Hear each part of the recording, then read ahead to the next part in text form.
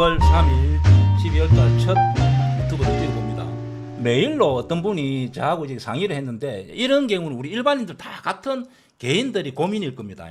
이 사람이 말은 무슨 말이냐 하면은 자기가 소액을 하고 있다, 이 사람이. 자, 소액을 하고 있는데 내용이 이래요. 메일 보면은 소액을 하고 있는데 뭐 저한테 교육을 한 6개월 받았답니다. 키움 증권에 3% 안에 들어갔다는 거야. 자기는 1년 안에 2% 안에 들어가는 게 목표였는데 자기는 지금 현재 3% 안에 들어와 있다.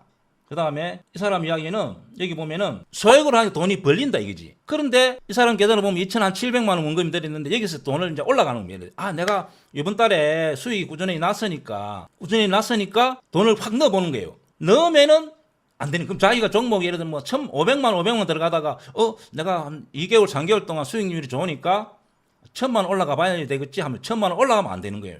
그래서 이분은 이제 신법이 문제가 있는 거잖아요. 그죠? 소액이면은 잘 되는데 금액이 5천만 원 딱 이렇게 원금이 탁 늘어난 순간에 안 되는 거예요. 그래서 이제 자기가 이렇게 고민인 거죠. 왜냐하면 자기는 일단 강단기법, 신고가 기법으로 중단기를 매매하면 수익이 나는데 금액을 올리면은 안 돼. 자, 이런 사람 같은 경우는 어떻게 해야 되냐면은 내가 만약에 이렇게 조언을 해주는데 이번 달에 만약에 뭐 한 500만 원 벌었다 하면은 그것이 한 6개월, 3개월 연속된다면은 자기 수익금에 돈을 올리고 싶다면은 이번 달에 500만 원 벌었다 하면 한 250만 원 정도 시드를 늘리는 게 좋아요. 이렇게. 그럼 이 사람은 자기 그릇이 현재 2,700만 원밖에 안 되는데 3,500, 4천만 원 올라가니까 안 되는 경우입니다. 어떤 사람은 그릇이 커가지고 그냥 4천만 원 올라가도 2,700만 원 느낌하고 생각을 똑같이 느낀 사람이 있어요. 그 사람은 약간 그릇이 조금 큰 편입니다. 그래서 그런 분들은 내 수익금이 예를 들어서 한 6개월 했는데 월 뭐 한 500만 원 난다. 그러면은 한 250만 원 정도 플러스 해서 그럼 2,700이면 한 3천만 원가 해보는 겁니다.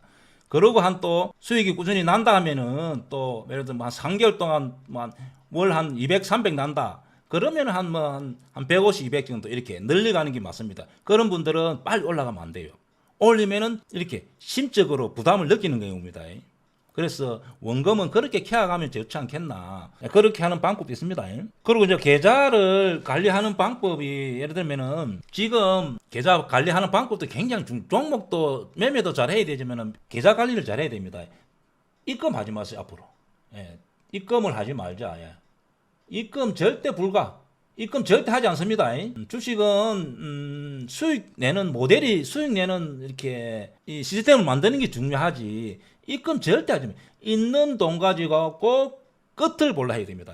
절대 하면 더 늘리면 안 됩니다. 내가 1억 넣는다. 현재 뭐 7천만 원, 5천만 원 데이터 하더라도 입금하지 마세요. 입금하는 순간에 다 안 돼. 무조건 입금. 1,000만 원 했는데 현재 300만 원. 입금하지 말아도 절대 입금하지 않습니다.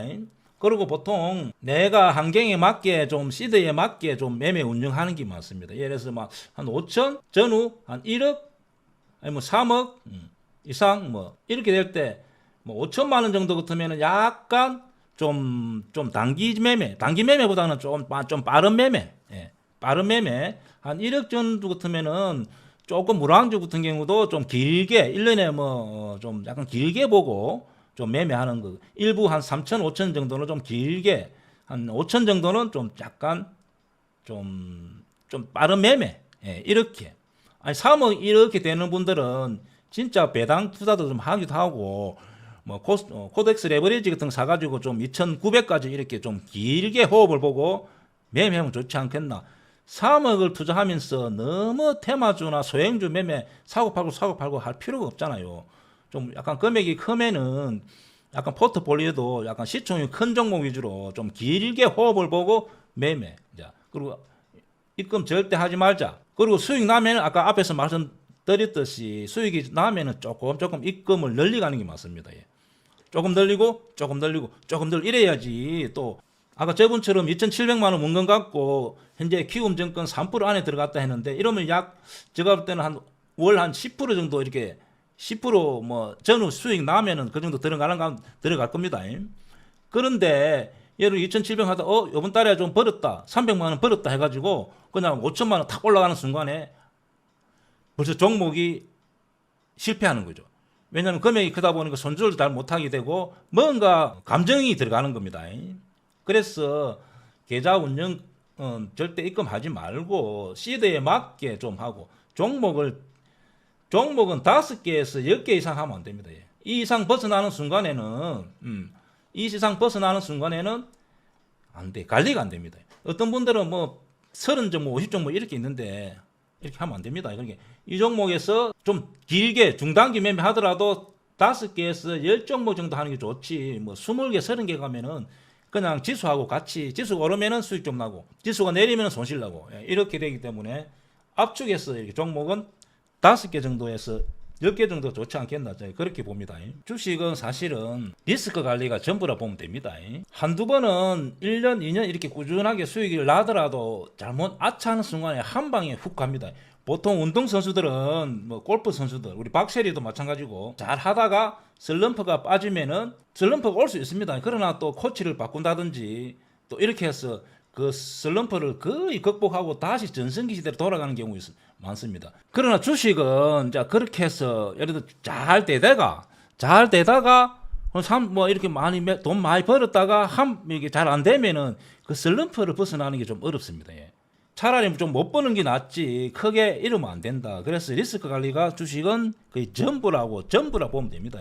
그래서 기법도 중요하지만은 신법이 더 중요합니다. 신법이 중요하다. 기법 위에 신법이 있습니다. 그러면 신법을 지키기 위해서는 어떻게 해야 되냐? 신법은 제가 볼 때는 원칙을 지키는 것이 신법입니다. 저도 이제 원칙을 안 지켜가지고 크게 손실한 종목들이 몇 개가 있어요. 옛날에 두산중공업 하여튼 간에 저는 이제 공매도를 하다 보니까 아차하는 순간에 위로 휙 튀 갔을 때 그렇게 감당이 안 되잖아요. 제가 한번 볼까? 여기서 요 부분에서 이때 두산중공업이 2,000원까지 떨어졌다 그죠? 그래서 요 부분에서 주식 선물이 돼 가지고 설마 했는데 상한가 치고 그게 약 한 베팅 금액 한 80% 손절해 80%. 예를 들면 1억 하시면은 2천만 원 남았다는 거예요. 뭐 3억 하시면은 얼마 남았겠어요? 여기서 제가 여기서 내가 안 했다 하면은 손절 안 했다 하면 굉장히 크게. 근데 이런 경우 이제 왜냐하면 원칙을 안 지켰어. 다음 날 한 5% 정도 손절하시면 되는데 하는 순간에 이런 종목이 한두 개가 아니고 여러 개가 있습니다. 원칙을 안 지켜줄 때 이렇게 되는 겁니다. 기법 위에 신법이 있는데 신법이 뭐냐? 그냥 원칙을 지키면 됩니다. 손절하면 손절할 때 뭐 내가 강남 기법이 뭐 손절법이 있잖아요. 그리고 뭐 고점 공매도도 손절법이 있잖아요. 그렇게 원칙을 지키면 되는데 원칙을 안 지킬 때 항상 내 경험적으로 보면은 크게 당하더라. 그래서 한마디로 원칙을 지키는 것이 신법이다. 그렇게 생각하면 됩니다. 그리고 항상 우리 MSCI 지수 종목이 200개인데 편입된 거를 빼는 것은 편출이라고 하는 거 같습니다. 편출 어려운 단어라 빼고 넣고 하는데 이걸 알아야 됩니다. 내가 보유라면은 이 종목이 MS 지수에 편입되고 어떤 게 빠지는 경우 이걸 알아야 돼. 모르면은 당합니다. 그래서 에코프로 이때 워낙 시총이 크다 보니까 MSCI 지수에 편입이 됐잖아요. 그때 1조 4천억 정도 들어왔습니다. 그죠? 그러고 나서 뒷날부터 흘러내리잖아요. 이렇게. 이거 기억해야 됩니다. 이거를 보통 주식은 단순 반복이라. 단순 반복한다 해도 거의 10개 중에 8개는 반복한다. 왜 안 오는 겁니다. 제가 말했듯이 3, 3은 9, 3, 6, 18 이렇게 외우는 겁니다. 그래서 바로 편입되고 나서 제가 이때 뭐 옛날 달란트 투자 같은 데 가고 요거 바로 흘러내린다 했더만 댓글이 엄청 달리더라고. 그래서 이렇게 그죠? 편입되고 그 공매도 물량 그대로 받아가면서 이렇게 흘러. 요번에는 편입이 금량 편입되고 바로 흘러냈다 그죠? 금량. 그다음에 포스코 이런 거 다음에 내가 보유하고 있다면은 대응을 해야 됩니다. 포스코도 보면은 일자별에서 보면은 일자별을 보면서 이렇게 편입되니까 시총이 크잖아요. 포스코가 8조 7천억의 돈이 엄청 들어왔잖아요. 그죠? 엄청 들어왔다 그죠? 그럼 보유자 같으면은 이 시소가 있다. 이게 매수 매도 이것이 항상 이렇게 게으르고 힘이 비등하게 작용하고 있잖아요. 그럼 편입되기 위해서는 매수가 이렇게 압도적으로 들어간 거잖아요. 그럼 이것이 멈추면 어떻게 됩니까? 당연히 이렇게 빠져비는 거예요. 여기 인위적으로 매수가 들어왔다가 원래 힘겨루기를 하고 있었는데 매수 매도가 팽팽하게 이렇게 기울었는데 팽팽하게 이렇게 힘을 겨루었는데 매수가 멈춰비잖아요. 지수 편입, MSCI 지수의 편입이 끝나는 것은. 그래서 이렇게 쭉 빠져비는 쭉. 주식을 꾸준하게 돈을 벌기 위해서는 이런 걸 알아야 되지. 종목이 뭐가 중요합니까? 종목이 다음에 또 물리가고 맨날 95% 들어가잖아요. 방법을 배워갖고 다음에 안 당해야지. 자꾸 이런 거 물어보면 안 된다. 한두 번은 벌 수 있지만은 계속 사고 팔고 하면은 95%가 다 거기 잃는데도. 그래 안 하면 안 돼. 그래 안 하면 그냥 삼성전자 사놓고 그냥 SO일 사놓고 배당이나 받고 삼성전자 10만원, 10만 원 가면 팔고 그렇게 하는 게 맞다 해도. 그래 안 하면 안 돼. 그래서 자꾸 하나하나 배워야 됩니다. 방법을 배워야죠. 그래서 주식은 매수 매도의 어떤 그 힘의 균형이잖아요. 그래서 자연스럽게 이렇게 쑥 빠져버린 거예요, 이렇게. 예? 그러면 이 종목이 만약에, 그러면 이거 빠지는 걸 아니까 주식 선물 같은 거 계류율이 쭉 벌어진 경우는 그게 맞대도, 하나 옷선이 주식 선물이 약 20% 밑에 거래됐잖아요. 그러니까 유상증자 물량이 딱 놓으니까 20%에서 딱 논차가 마이너스 20%, 마이너스 10몇 프로 시작했잖아요. 이렇게. 그때 금액은 5천원인 게 모르겠었던 거네. 그리고 SM이 지분 경쟁할 때, 이때 지분 경쟁할 때 가격은 여기 16만원 했죠. 근데 주식 선물은 마이너스 30% 거래됐대도 마이너스 20%. 그래서 주식 선물은 미래의 가치를 거래하는 거니까. 그래서 이렇게 실패하니까 이렇게 쭉 밀리죠. 그 사람들 다 수익 나고 나왔대도. 그래서 포스코 DS 같은 경우는 주식 선물이 계류율이 많이 벌어져 있었잖아요. 이걸 다 아는 거야, 이거를.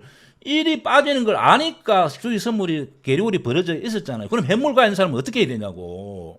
당연히 여기서 던지 빼야지. 이런 걸 배워야 이런 거를. 왜? 이걸 알아면 다음 종목에 이런 비슷한 종목이 있잖아요. 이런 비슷한 종목이. 세 종목이 있었는데 세 종목 다 이런 식으로 됐습니다. 그러면은 뭐 궁금한 종목 좀 물어보시고. 어떤 분이 카카오뱅크 물어보네. 카카오뱅크 같은 경우 실적은 워낙 좋았는데 2분기 전체적으로 실적은 나쁘지 않습니다. 그러면 22% 정도의 경우는 그냥 가지고 있어보면 괜찮습니다. 이렇게 한번 보세요. 수급이 보면 계속 좋게 나오잖아요. 최근에 보면은 한 달 동안 통계만 보면은 개인들이 이렇게 막 300만 주 팔고 기관하고 외국인이, 왜냐하면 실적이 나쁘지 않습니다. 보면은 이제 실적이 보면은 이렇게 매출 늘고 당기 순이익도 전체 리포트 같은 거 보면은 나쁘지 않습니다. 그래서 제가 볼 때는 요거는 카카오뱅크는 이렇게 위로 가지 않겠나, 이렇게. 그래서 이 부분은 좀 22% 정도 손실 났는데 좀 가져가는 것도 괜찮다.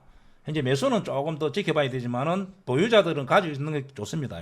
이분 또 질문은 에코프로를 최근에 거래 압축해서 샀답니다. 에코프로. 그럼 현재 최근에 요 부분에 30만 주, 20만 주, 17만 주, 뭐 17만 주 이럴 때 샀겠죠. 약수익 본전 이렇게 돼 있는데, 그러면 에코프로 종목을, 에코프로 BM이 뭐 44조 뭐 이렇게 수주, 삼성 SDI 수주 이렇게 지금 올랐다, 그죠? 그래서 약간의 다른 2차 전지들은 이렇게 포스코 홀딩스, LG 에너지 솔루션, 삼성 SDI 이렇게 쭉쭉쭉 밀리는데, 이것도 별로 가만히 있는데 이 종목가 자꾸 가더라고. 내가 이해가 잘 안 가. 이해가 안 가고 또 주식 선물이 되다 보니까 제가 일단 손절 한번 했대도 어디서 했는지 모르겠어요. 손절을 고점이라 하고 매도를 쳤는데도 이렇게 올라와서 저는 손절 한번 했습니다. 근데 이제 우리가 보면은 약간 이런 거 보면은 다른 2차 전지가 가만히 있었는데 이놈만 갔기 때문에 그 내용을 44조이기 때문에 아는 사람이 많이 있었다 봐야 되겠죠. 그래서 약간 선침해가 있다. 그러면 일단 뉴스 발이에 아침에 시가가 뜰 가능성이 있습니다. 시가가 뜨고, 저는 이제 이걸 종목을 주식 선물이 되기 때문에 뜨고, 만약에 이렇게 고점을 확인하고 고점에서 밀린다면은 저는 주식 선물 매도를 하고 할 생각을 하고 있습니다. 왜냐하면 약간 선침해 있잖아요. 지 스스로 올라간 게 아니라는 거죠. 지 스스로 올라간 게 아니기 때문에 저는 주식 선물로 공매도 칠 생각을 하고 있다. 그러면 에코프로도 영향을 같이 받잖아요. 같이. 그럼 에코프로도 같은 약간 떴다가 이렇게 다시 빠질 가능성이 있고, 현재 2차 전지는 또 미국에서 지분 투자 원래 50대, 우리나라가 51, 49 중국이. 그래가지고 뭐 음극재, 양극재 투자를 많이 했잖아요. 왜냐하면 중국에서 거의 뭐 원료를 수입하잖아요. 거의. 그러다 보니까 그렇게 합작사를 많이 만들었는데 미국에서 25% 이상 하면 안 된다. 이거 25% 낮춰라. 그렇게 해서 시장에서 어떻게 반응이 나타날지 몰라요. 그것이 시장에서 좋게 받아들이는지 저도 좀 이런 경우는 제가 처음 보니까 어떻게 될지 좀 궁금합니다. 그래서 제가 볼 때는 그러면은 예를 들면 양극재, 음극재 2차 전지 하는 회사들이 실제 49%뭐 중국 돈이 들어와야 되는데 나머지 부분을 지분을 인수해야 되잖아요. 그러면 현금이 몇천억씩 이렇게 몇백억 들어간다 봐야 되죠. 그러면 그것이 시장에서 어떻게 반응될지는 몰라요. 그래서 시장에서 만약 좋게 본다면은 약간 2차 전지가 위로 갈 수도 있고 또 안 좋게 보면은 약간 하락할 가능성이 있습니다.